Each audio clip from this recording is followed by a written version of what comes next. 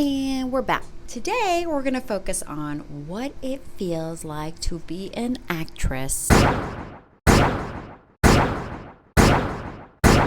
as a senior citizen.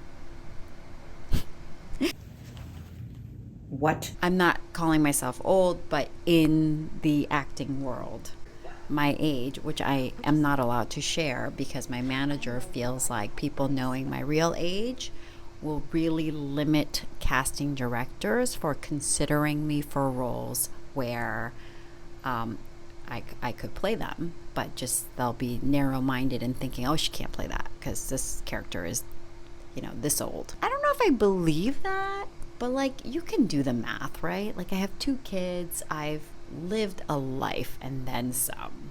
So I'm not a young spring chicken, as you can tell from my age spots. I mean, maybe I will openly share my age once I get more of the acting thing going. He's like, please establish yourself first. Like, obviously, they're going to let Meryl Streep play whomever she wants.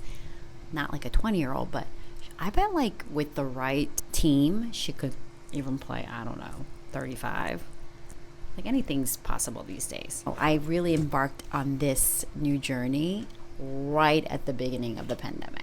I was like, the world is basically melting. So what do I have to lose? What am I waiting for? What am I scared of? I'm just gonna like watch some of the auditions I have on here with you. 잠깐만 죄송해요. 조나야, 나랑 좀 같이 와봐.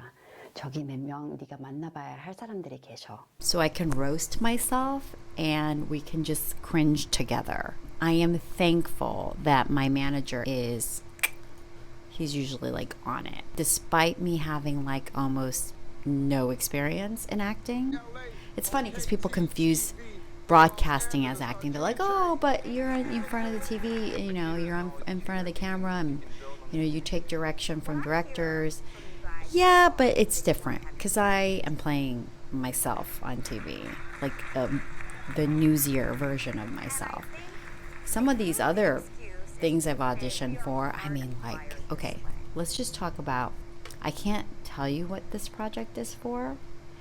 In fact, I think contract-wise, when I audition for things, I sign things saying that I'll never share what this is for and, like, never share the actual lines. So I'm going to bring all the volume down and I'll show you one of my favorite auditions, me playing a mother, a Korean American mother who has like really gone through some immigrant hardships. I have this weird skill that I never knew I had until I embarked on acting, which is I can cry on cue.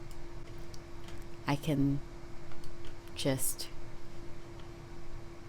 probably I need like 10 seconds to get into a mind space. But my sister, Grace, who actually read opposite my role for, one of my first auditions I had, which I'm still so sad I didn't get, but now that I see the show, I'm like, I was never going to get that role, is playing the mom in Pachinko.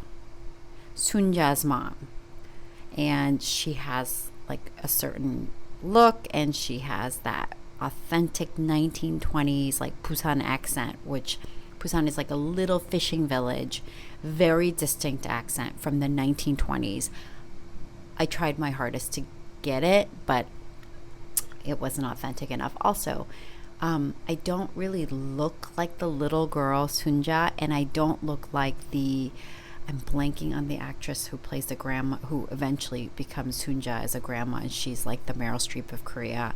She's in Minari. She won an Oscar. I also don't look like her. So that's the hard thing about acting, right? It's like there's so many factors that have to line up for you to actually land that part. Like I told you, I'm geriatrics in Hollywood. So I play moms of main leads, and you could literally nail the part, but if you don't look like the main kid, like then you're out of the game. This is the latest one I did. I actually taped this one with a coach. They charge lawyer fees It's basically like $300 for an hour. They help you sort of get to the best choices, because every line, how you say it, where you look, your body posture, all of that is like an acting choice.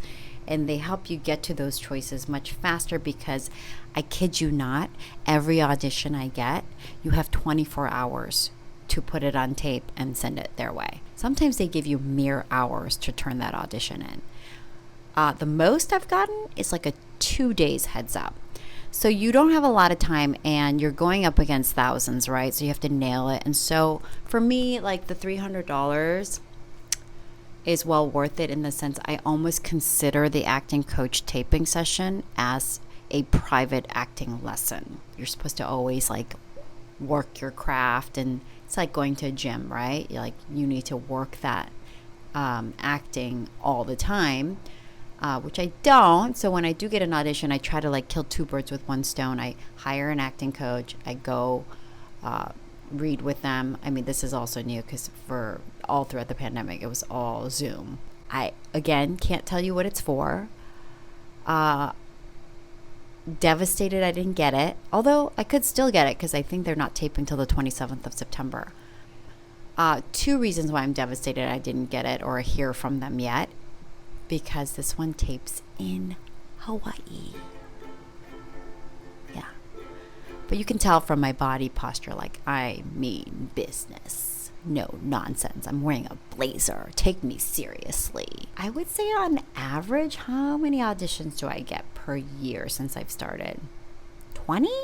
That's pretty good, right? As a beginner? I know I'm so blessed, because I think the hardest part for a lot of people is even getting a manager, and you can't really submit for parts unless you're represented.